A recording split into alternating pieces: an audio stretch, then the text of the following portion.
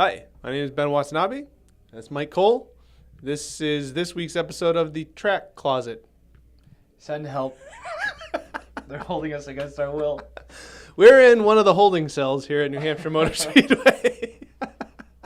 But we're here for an exciting weekend, the Overton's 301 NASCAR Monster Sprint Cup Energy Winston Series happening on Sunday. But there's a lot of stuff going on before then, as we have discovered so far on this overcast day.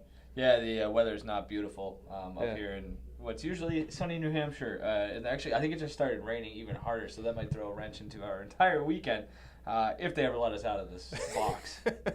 Yeah, no, we're allowed one phone call. So this is they said you can either have one Facebook live show or one phone call. We chose this. I think podcast. we picked well because I mean, I was gonna say we'll probably get to more people, but I don't know who watches this show. So hopefully somebody's mom or something. Yeah. My mom probably does. I know that. She does? No. I was gonna say I sure hope not. She thinks I'm a failure. and this would probably. I get it. Yeah, I just realized caller issue that you guys let me go on air with. So anyway, we're up here in New Hampshire for a long weekend of racing, and it's been a lot of fast cars so far. The guys from North Carolina seem very excited about the weather. Yeah, I don't know who it was, whether it was Ryan Newman or somebody else came up to the podium earlier and was really excited about the fact that it's about 58 degrees outside and not 95 in the middle of Talladega or somewhere like that. So good for them. They were in Daytona a couple weeks ago. That was hotter than hell. So yeah. But there's not to just, I don't want to joke around the whole time. It is interesting that it's not very nice today. It's kind of cold. Mm-hmm. I don't know really what you can really get from practice and qualifying today in terms of, especially with the changes that they made to the surface, which I think we'll get to eventually as well. The track is going to run a lot different Sunday afternoon than I think it has today so far, and will for the rest of the day. So.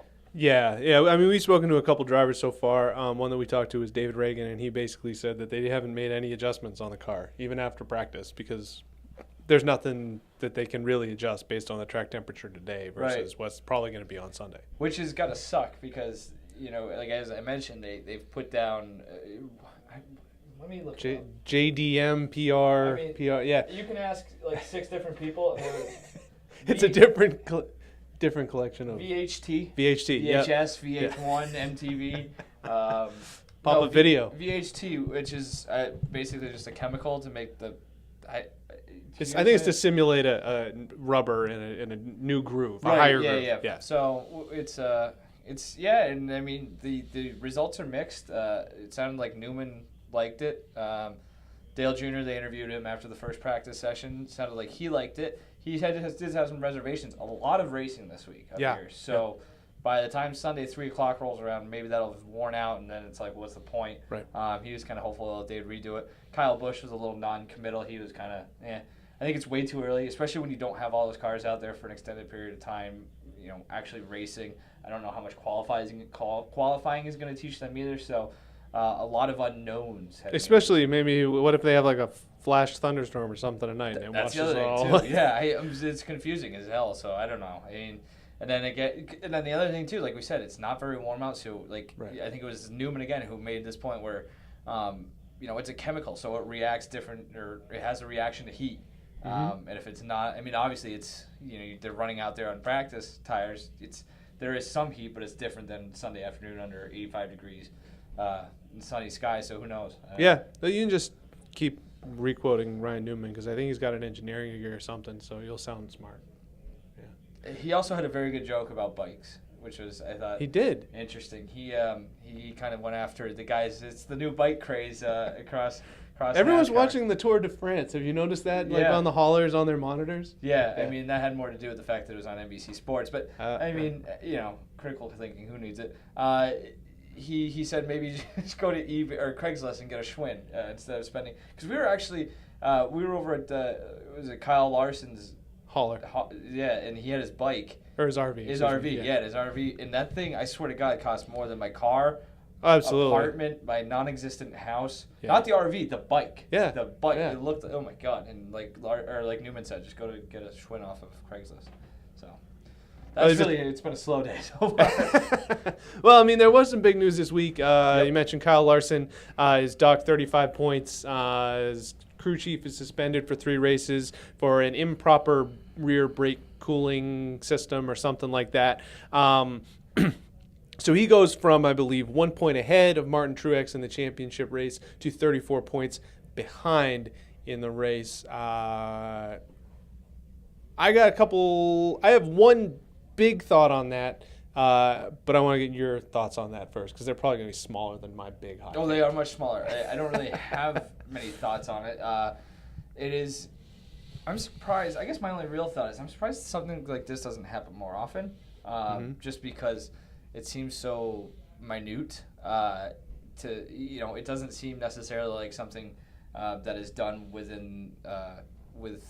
real ill will. You know what I mean? It's not like they're taking stuff out of their, making their car lighter or anything like that. Not like they're adding, things that they shouldn't be, whatever. So I don't know. It's not a good time, I guess, at this point in the season for you to be losing points in your crew chief. But he's a guy who runs pretty well just about everywhere, so I don't think it's going to be a huge deal. I was surprised it wasn't caught. Like that. That seems like something that if you were really going to try to push the envelope, it's something you would want to do a place like here.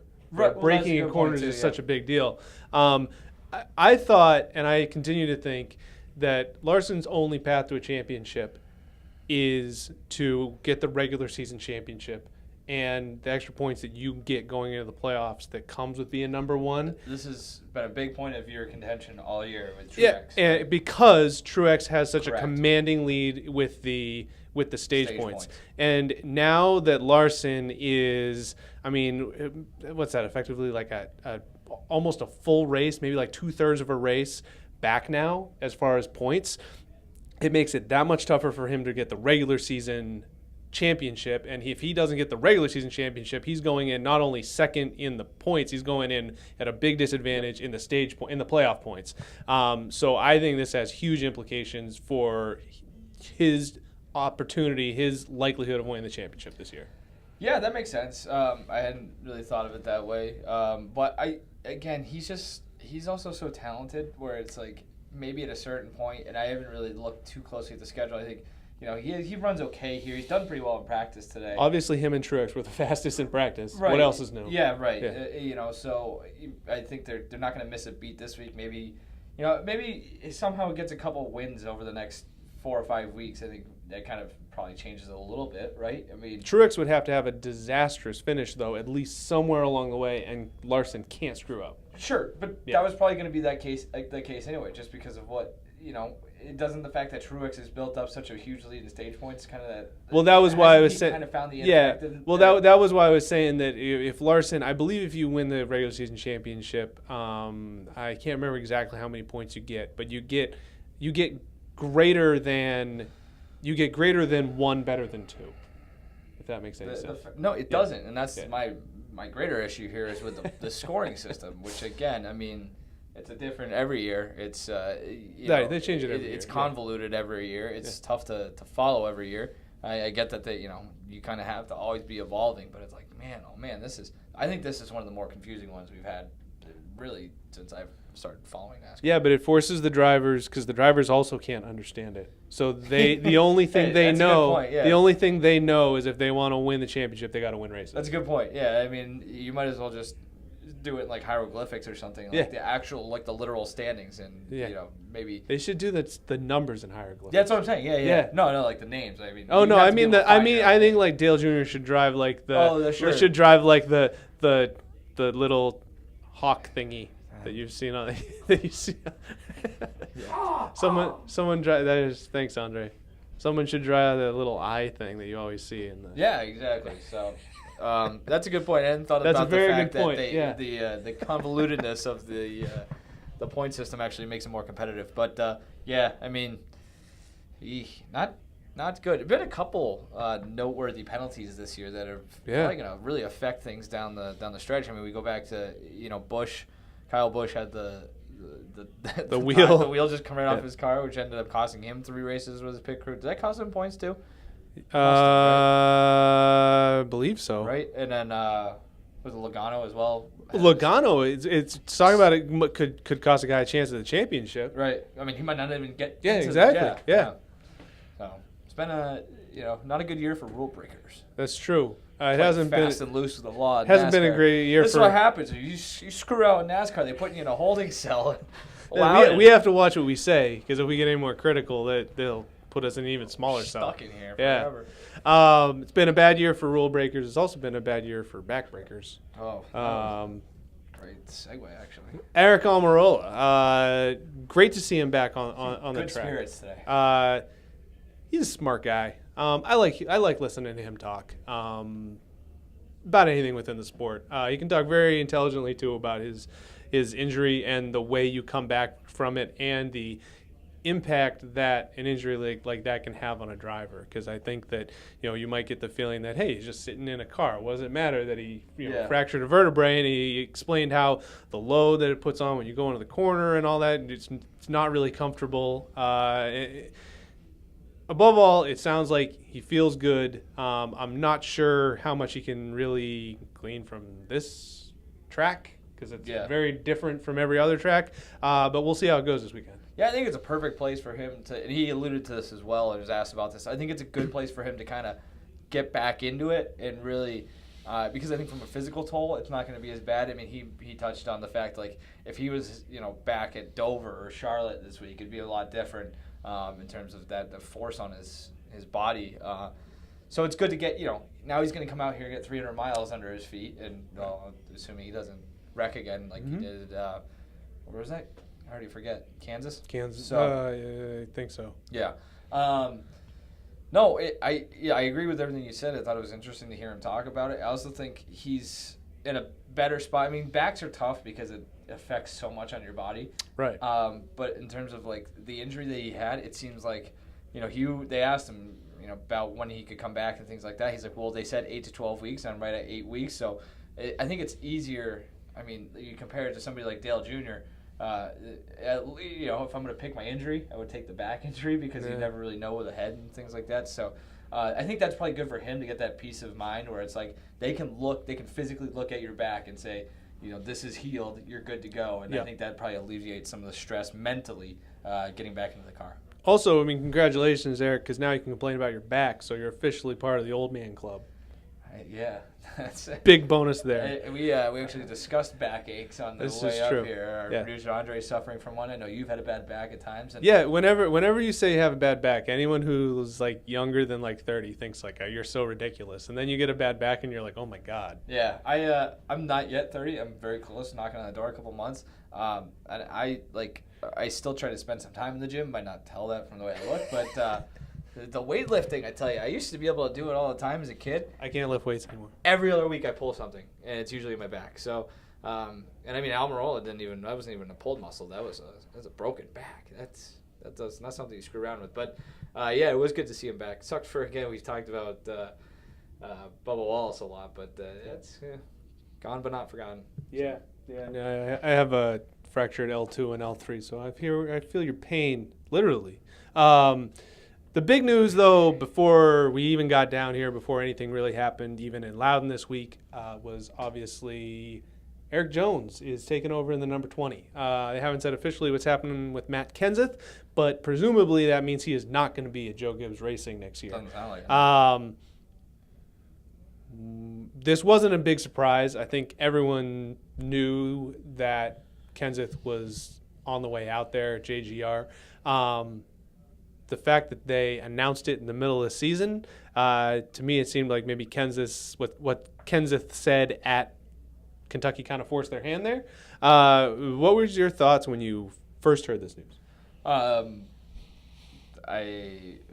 like, that was that's my first thoughts. It is surprising to some extent, but not really, like you said. So it's unfortunate for a guy like Kenseth, who is certainly on the back nine, maybe even past Amen Corner if he's playing Augusta, coming down the 16th, 17th, 18th to really get into the analogy, really flesh that out. But he's near the end, and I feel like this kind of accelerates that, which is unfortunate for a guy who's not certainly not the racer he was 10 years ago, driver he was 10 years ago, but he's still competitive. Still on to be kicked out of a good team. I still think he could win at any time. Yeah, me too. Yeah. And I think he's a guy. He could win this weekend, without a doubt. Wins at Loudon. I mean, that would be kind of hilarious. Actually, I'm kind of hoping for that as somebody who has to cover stories and things like that. That would be a nice story, especially with the struggles Joe Gibbs has had this year. They've had a lot of success at this track, so I think if you're looking for a team that's going to maybe get out to Snide this week, that might be the team to look at. But for him, it's a bummer, but I still think he's got some good racing left. I think he catches on somewhere. A lot of people want to, the I guess sentimental, is that the way you would put it? The sentimental / logical thing would be for him to jump in the 88 for Dale Earnhardt. I don't know if that's going to be the case. I don't know. I guess it depends on what Hendricks wants to do, whether they want to go young right away or they want to kind of ease into it. I think that buys him a year or two if you're talking about a guy like Bowman getting in there eventually. So I think he's going to have options. I don't think he's done by a long shot, but yeah, it's like I said, it was surprising just because it's weird that we're at an era now, I think. And I think he's not going to be the last guy to have this happen to him, right? Where we're kind of the new wave is coming. It's coming pretty fast, and it's kind of, guys like Kenseth are probably going to be on the outside looking in for at least a short period of time. Gibbs is going to miss him more than Gibbs, and I think a lot of people realize. You look at what happened. It wasn't immediate, but you look at what happened after Kenseth left Roush, and then the impact that he had when he went to Gibbs. I remember somebody saying, I can't remember who it was that said the quote, but they said, Roush just lost a franchise driver and Gibbs gained a franchise driver, in that he's a guy that in meetings, he gives feedback that benefits the entire team. And something that even there's young racers, even experienced racers, Kyle Busch. I don't think Kyle Busch is even that necessarily that guy that he goes into a meeting, he's like, listen, this is good for the whole team. Here's what we need to do. When Roush lost him, that was a huge piece, in my opinion, of the beginning of Roush's kind of decline in competitiveness, and it was part of Toyota's sudden ascension from being competitive to being like championship caliber. Busch even talked about that today. Did he? Yeah, okay. He mentioned it just when Kenseth became available. It was one of those things where they wanted him. They zeroed in on him and said, this is a guy who can come in here and bring that experience, bring that leadership, whatever you want to call it. So I think. Yeah, that certainly hasn't changed over the years, I would imagine, and that's something that Eric Jones doesn't bring that to the table at this point in his career. That's for sure. So. Yeah, it is interesting though as far as the sponsors, because I can't imagine any more solid sponsor from automotive or whatever angle than DeWalt, but the fact that 5 Hour Energy is now obviously wants to go a full season or almost a full season with Aric Jones, and supposedly there's sponsorship problems with Matt Kenseth. Just shows it's interesting to see the change in sponsorship over the years. You were used to seeing Valvoline and DeWalt and these sort of things, and now it's we got Advocare. I don't even know what that is. And it's going to be even more interesting if he does end up in the 88, or how that what they do in terms of sponsorship there too. I think that'll end up changing. I don't think that's necessarily going to be the Exalta car next year either without Junior. So a lot of stuff going on. It's going to look different. I wonder if AARP, because they stopped once Jeff Gordon is gone. I wish another they kept 40-something. They should have been. I wish they had stayed with. Maybe they should put a young driver in the AARP. That's what I'm saying. My first thought was going to be like Chase Elliott driving the AARP car would be hilarious. But what they should do is that they should find like the oldest guy and just rotate that every year, or like the guy closest to retirement. So it's like this year should have been Dale Jr. driving the AARP. So like the guy who, if somebody announces I'm making NASCAR rules now. This doesn't even make sense, and this is not how sponsorship works. But if you announce your retirement at any point before or during the season, you are driving AARP. So all right, Kenseth AARP car. There you go. All right, let's head into turn 4 here. Finish line is in sight. We're gonna go with 3 wide. This is we where couldn't even, if we physically wanted to go 3 wide in here, we couldn't. We could not. We'd have to take a big time diet. I feel like before we get out of here, and I want to say this right now, thank you to the people at New Hampshire Motor Speedway for hooking us up with this room. We're making a joke about it. We're making a joke. They went out of their way to get us in. They did. The people at New Hampshire Motor Speedway are absolutely incredible. They're all gems. Around. Yeah. 3 wide. 3 wide. We're in New Hampshire. Yeah. First question. Your options are live free or die. See, this is a tricky one. You would think that live free is the answer, right? But I might go die because I don't think I'm capable of. I need people taking care of me. That's why I have my wife to be. She kind of takes care of me. My mother takes care of me still from a distance. I lean on you guys to what am I doing today? This is a tough one. I feel like you have to go live free because nobody wants to actually die. But I'm leaning towards dying because not to say that I want to die. It's just if I have to live. I mean, I'm guessing live free means I'm just doing this on my own, right? Like I don't know this is not very well established what these mean. It's not. I mean, our light is light's also dying. not very well established. The light has chosen die. I can no longer see the light. So apparently we're going just without a light at all. I'm taking live free. I'm gonna go with live free. Yeah. I think this is pretty obvious. I think it's a hilarious. I think it's a hilarious thing to put on your license plates because it's not a unique take in the United States of America. I know, right? Give me liberty or give me death. That's like, yeah. What is it, Andre? He's saying you should die for your freedom. I know, but it's just listen. It's just one of those things where it's like Ben takes his freedom for granted. I don't think it's saying here are two options: live free or die. I think it's saying if you not can't living live free, you might as well yes, be dead. Yes, I know that's what it means. I'm aware that that's what it means, but this is through wide. These questions are inherently stupid. Speaking of stupid questions, what is the next question? Sorry. Oh, yeah, this is another very stupid question. I You like do this one. All right. So It's a good question.